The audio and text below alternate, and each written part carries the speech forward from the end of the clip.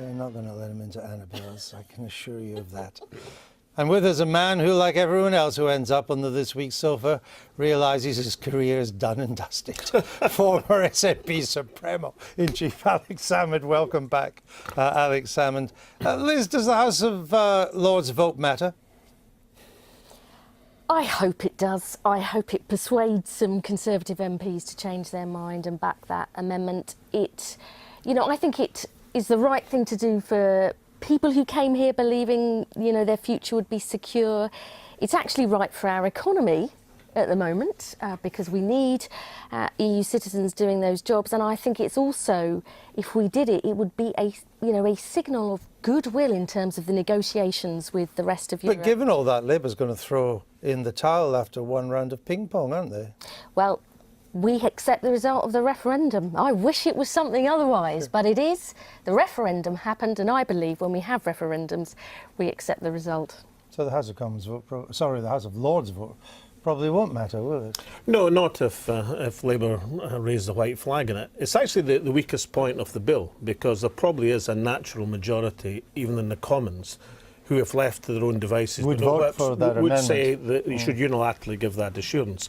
But, of course, the point you make about resolve, I mean, if a government's going to back down, they have to believe that the opposition are going to take the matter all the way. And they don't. They don't, and therefore that's a big weakness. And nor do I accept, incidentally, that people say, oh, well, that's the result of the referendum. And the referendum didn't, on the ballot paper, say European citizens will have their rights jeopardised. It didn't say we're coming out of the single market. It's a perfectly legitimate case for putting the heat on the government far, far more than the opposition is doing. The House of Lords is full of people who want a soft Brexit rather than a hard Brexit.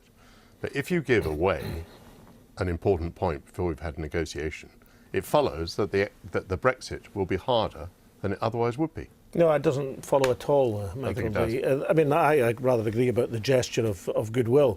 I think at the end of the day, everybody believes that the rights of European citizens in the UK and the rights of UK citizens in the European Union will not be jeopardised, will be protected.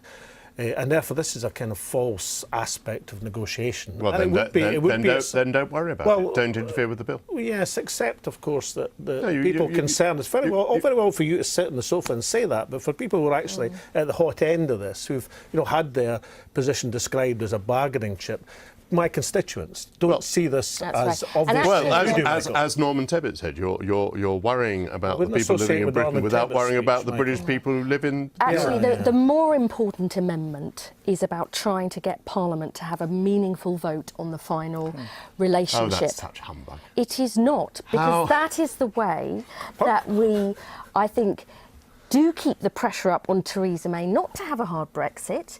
It also, I think, would strengthen her hand with the EU. Look, I know you disagree, because she would be able to say to them, the House won't support it if you give us a bad deal. That's what's so important about it. It's completely false. Look, we spend years negotiating with the European Union. At the end, we get the best possible deal that we can, and it's brought back to Britain, and Parliament says, oh, no, that's not good enough. And you really think the European Union will then say, oh, well, sorry, we didn't realise that the House of Commons wouldn't agree with it. Why should we have fewer powers than MEPs, OK, who can do much more to scrutinise what the Commission does? We're about to have many more powers than MEPs by leaving the European Union. They can send them back. I would have thought you'd have wanted British MPs to have the same power as MEPs do. Very well. Enough Europe. Let's move on to Scotland. Why isn't Nicola Sturgeon as keen as you are to have a second independence referendum? Oh, I don't. Well, I'm sure there's no difference between us in that. But I think Nicola's going about things in exactly the right way. She's offered a series of compromise proposals. They've been knocked down one by one. The last remaining one is the proposal to keep Scotland within the single market, even if the rest of the UK goes out. An argument which has been described as possible by a cabinet minister.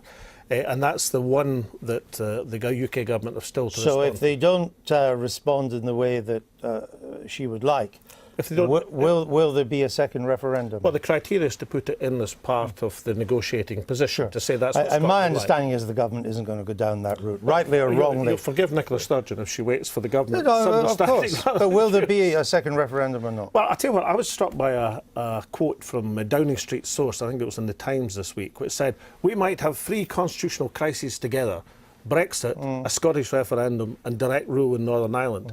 And the really interesting thing about that quote, it was said as if all these things were coming along as an act of God. They're within the ability of Downing Street to have them all together or not to have them all But together. I didn't ask about an anonymous Downing Street quote. I asked if, in your view, there would be a second independence referendum. Well, if the government sweeps aside the compromise proposal from Nicola Sturgeon, well, not interested in the view of the Scottish Parliament, jobs, investment, the security of the single marketplace, then, in Nicola Sturgeon's own words, an independence referendum becomes very likely. But she's, the issue here is she's not going to call or try and get the second referendum unless she thinks she can win it. And actually, there's no evidence in the polls that there's more support for that now than at the time. The last one was and 49%. that's a real political problem. Can I just, 2/3 of people don't want a but second can I just- referendum. That's not true either. You But just can I let just me finish, Alex? You haven't spoken for quite a Well, long I was merely while. going to say, no, hold on. Let this guy have a say, like 2/3 everyone of else. people don't want a second referendum, and if there was one, it looks like there'll be the same result. And the truth is, that's a real political problem for the SNP. right, OK,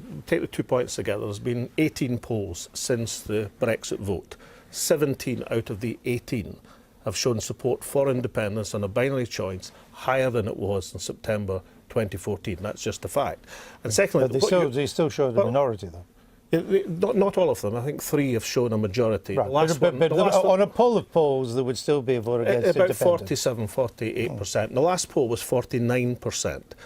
So, I called the independence referendum was at 28% yes vote, if I remember correctly, back in 2012. If I was prepared to do it at 28%, I don't think Nicola Sturgeon will have much compunction at doing it at 47%. But Nicola Sturgeon has always maintained that there would only be a second referendum if it was the clear will of the Scottish people to have a second referendum, and the polls certainly don't show that. Well, the exact manifesto commitment from last year, when she was elected with 47% of the vote in Scotland, it was the Scottish Parliament should have the right to hold a referendum if Scotland is faced with being dragged out of Europe against the will of the Scottish people. Now, that is a very, very clear But she's mandate. on the record many, because I've interviewed her myself in this, and she said we'll have one if it's clear the Scottish people want one.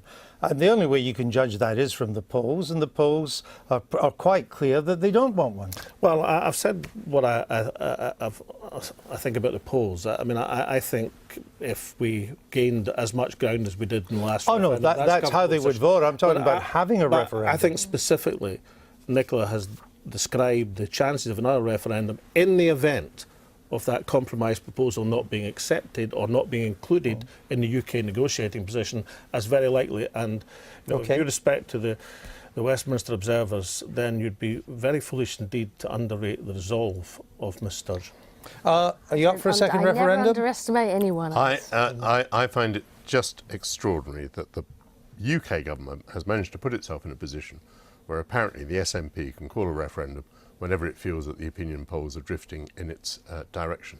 The incompetence involved in the United Kingdom's legislation that enabled the first referendum is extraordinary. Alex, of course, said when the first referendum result was concluded that had settled it for a generation. And I think a lot of people will feel very cheated that now the SNP view is that whenever the opinion polls happen to swing in their direction, they'd like to hold another But referendum. you don't dispute the quote I gave from the SNP manifesto. In the event of Scotland being dragged out of Europe against the will of the Scottish people, then the Scottish Parliament should have the right to hold another. I mean, that's clear enough, Michael. And No, unlike the clear enough, but Conservative Party, it's clear enough, but we're not bound to agree with it. We're not bound to agree with it. Yes, but you're making the point of what's right and wrong. You said at the time that it was settled for a generation. There's a clear, It ought to have been yes, but settled that for a was last generation. year, and Nicola Sturgeon in exactly. her manifesto. That was last year, and now you're saying something else. That was That's my last. point. No, last year in the manifesto for the Scottish elections, Nicola Sturgeon put forward that proposition. You've been kicking and yourself received- ever since you said it was settled for a generation. And received a resounding vote at 47%. Now, that's a manifesto commitment from last year.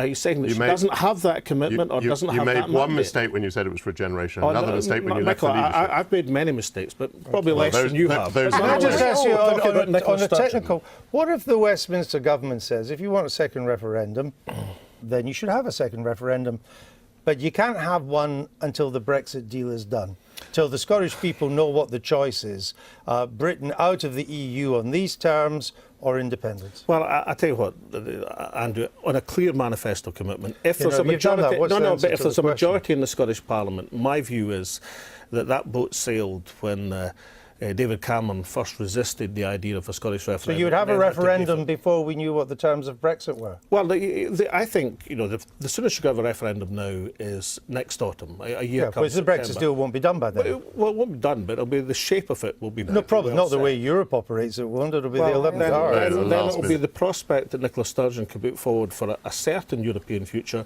against the uncertainty of Brexit, which seems quite an appealing prospect. We in shall come- context in which to hold the referendum. We shall come back to these certainties or not. Alex Salmond, thank you.